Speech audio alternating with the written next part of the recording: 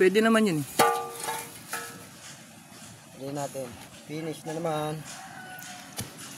Next project. No. Pagtaas ba nito may project pa? Nakasunod? Apat to eh. Apat pa? Yung nakapending na project? Hindi, umpisa na rin yun.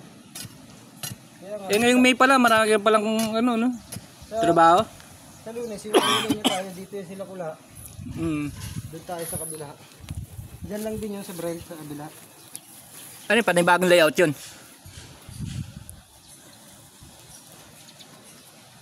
Ito, mga ilang araw gagawin to?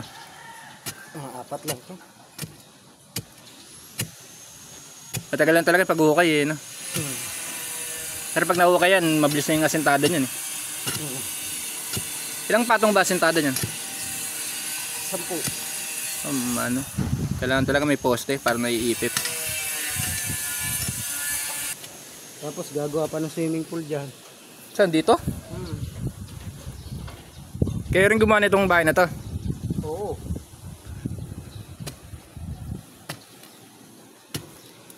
Ang ganda kaya ng loob niyan. Kaya punta tayo, pasok tayo sa loob. Tingnan natin yung loob, yung ginawa nilang loob. Kaya samahan niyo ako mga idol.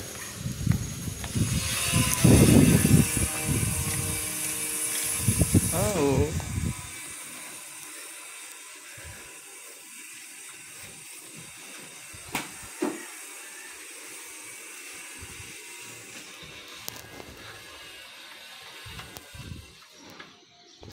Mga idol, nakita nyo kung paano gumawa si Kuya Elmer.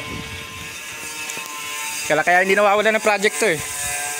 Yun naman, ngayong buwan na ng May, halos 4 na sunod-sunod na project. May mga nag-aantay pa sa kanya.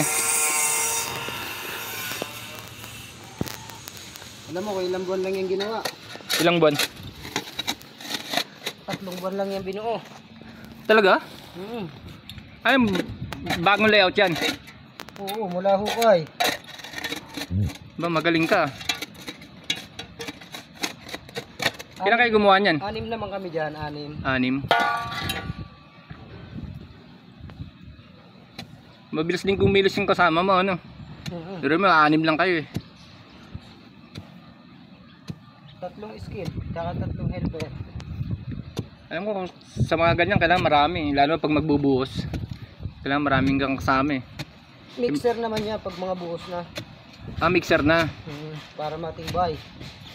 Maganda halo. Kaya pala ano yun, no? Tingnan mo sa taas, oh. Ayun, oh. Ito, dagdag na lang to yung babakuran, no? Pero gagawin extension pa tong kwarto. Bo. Malupit yung nagpapagawa nito, no? Talagang mahal na mahal ka. Hindi kayo naalisan ng trabaho. Iba talaga pag maganda gumawa eh. Siyempre. Talagang binamahal ng ano eh. Amo eh. Pakikisama. Para magtiwala yung may-ari. Eh sa susunod project mo, malapit lang din dito? Sa kabila lang. Kabilang subdivision? Oo.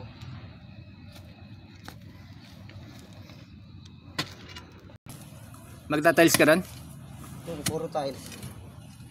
Gano'n kalaki yun? Buong sala. Buong sala, malaki yun. Sama mo naman ako dun. Oo. Nagagawin ko dun, taga-kwento sa'yo. Pwede. Kukwento ang kita habang nagtatrabaho ka, no? Pampagana yun. Pampagana. Basta pag may pinabili sa'yo yung merienda, sama mo ako. Yun ang importante ron eh. Ibaling ano, lumamig yung iniinom natin. Mawala lamig. Basta importante may merienda. Kahit kwek-kwek lang. Katalo na yun. Mabait may-ari nun. Lahat naman ang ginagawa mo, mabait eh. Pero mas mabait kung nagpapamerienda lagi. Diba? Kasi mayroon trumabaho pagkagutom ka. Nung gumawa kami cabinet doon, lagi malupit ang merienda doon. Kasi nakakagana sa trabaho yun eh. Sisipagin ka talaga pagka ano, alaga ka sa merienda. Yung iba kasi kahit sabi mong maayos gawa mo, isipin na, mahal-mahal ng binabayad ko sa'yo, tapos pamimerendahin pa kita. Di ba? Yung iba, ganun mindset eh. Puripot yun eh, yung gano'n. Oo. Kaya iba, pagka nagpagawa ulit, di na, ano eh, sabihin kahit walang gawa, sabihin may gawa eh. Eh, hindi ako pwede, may gawa ako eh. Pero totoo, wala pang gawa. Nangyayari talaga yan. Hmm. Hindi naman lahat.